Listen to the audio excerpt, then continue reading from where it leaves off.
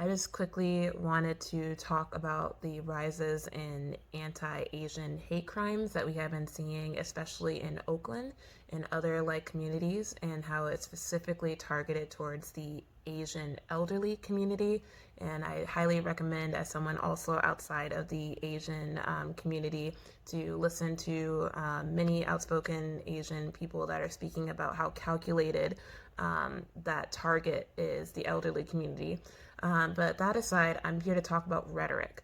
Rhetoric is very important, as many people have addressed and know that rhetoric is a great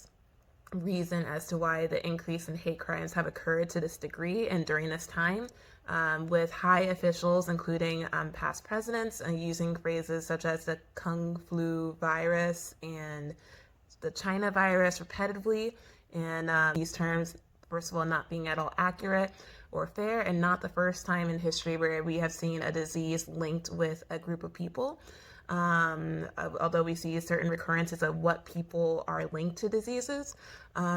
this rhetoric has greatly contributed to this anti-Asian sentiment, which is not the first time that we have seen in the United States.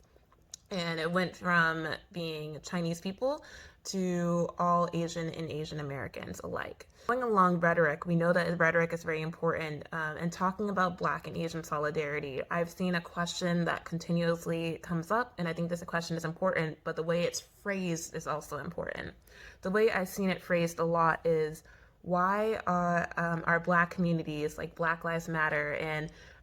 subjects such as anti-Black racism, getting more publicity, attention, and outrage than anti-Asian hate crimes and anti-Asian racism?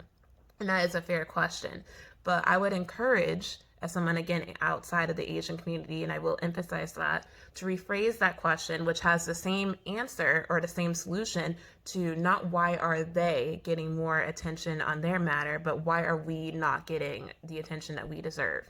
And I think that that changes the focus to not limiting the amount of talks and discussions that are going on about racism in general and hate crimes, to instead amplifying and expanding upon the subjects and the conversations that need to be had revolving around the topic of hate crimes and racism. Because I totally agree that there needs to be more discussion, but also not just more discussion, but the kind of discussion that is focused on amplifying Asian voices during this time, and also looking at root causes and placing blame where it should be, while also focusing on the solutions and unity. And I think that rhetoric during this time, as it has caused so much damage to get where we are right now, is rhetoric can also be the way of solidarity, and the way towards solutions, and the ways towards